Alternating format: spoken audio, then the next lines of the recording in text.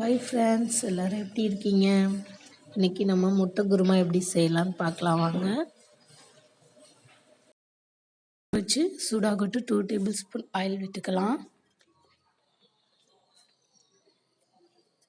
Oil heat ஆனது பட்டை, கிராம்பு, பிரியாணி இலை, அப்புறம் கருவேப்பிலை அப்புறம் ஃப்ரை ஆகட்டு. சின்ன வெங்காயம் ஒரு 10-15 எடுத்துக்கலாம்.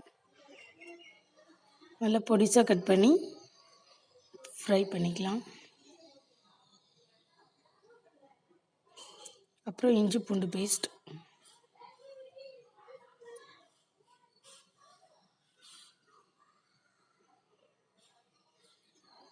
பச்சை வாசனை போக நல்லா வதக்கின பிறகு இப்போ தக்காளி ஆட் பண்ணிக்கலாம். நான் ஒரு 2 தக்காளி ஆட் பண்ணியிருக்கேன்.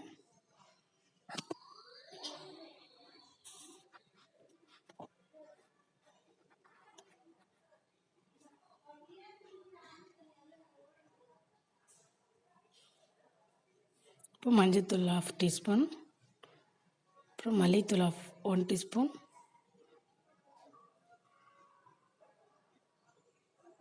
இப்போ மிளகாய்த்தூள் 1 டீஸ்பூன், கரம் மசாலா 1 டீஸ்பூன் போட்டு பச்சை வாசனை போக நல்லா கலந்து விட்டுக்கலாம். இப்போ நம்ம வாட்டர் ஆட் பண்ணிக்கலாம். தேவையான அளவு வாட்டர் ஆட் பண்ணி உப்பு போட்டுக்கலாம். உப்பு போட்டு நல்லா கொதிக்க விடணும். இப்போ உருளைக்கிழங்கு போட்டுக்கலாம். நான் 2 உருளைக்கிழங்கு சேர்த்துருக்கேன். நல்லா கிண்டி விட்டுட்டு உப்பு போதுமான்னு பார்த்துட்டு நல்லா மூடி போட்டுடலாம். சேனல் புதுசாக பார்க்குறவங்களா இருந்தால் சப்ஸ்கிரைப் பண்ணிக்கோங்க. அப்போ தான் நான் போடக்கூடிய வீடியோலாம் நோட்டிஃபிகேஷனாக உங்களுக்கு வரும். பக்கத்தில் உள்ள பெல் சிம்பிளை ஆல் கொடுத்துக்கோங்க. நல்லா கொதிச்சிருச்சு.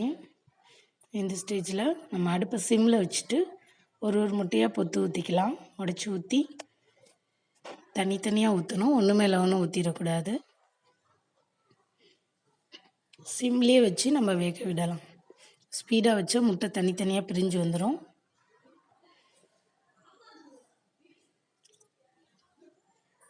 இந்த ஸ்டேஜில் கொத்தமல்லி தழை தூவி சூடாக சர்வ் பண்ணலாம். முட்டை கொஞ்சம் கூட உடையாமல் அதே போல் ரவுண்டாக அழகாக இருக்கு பாருங்க. இப்போ முட்டை குருமா ரெடி ஆயிடுச்சு. தேங்க்ஸ் ஃபார் வாட்சிங்.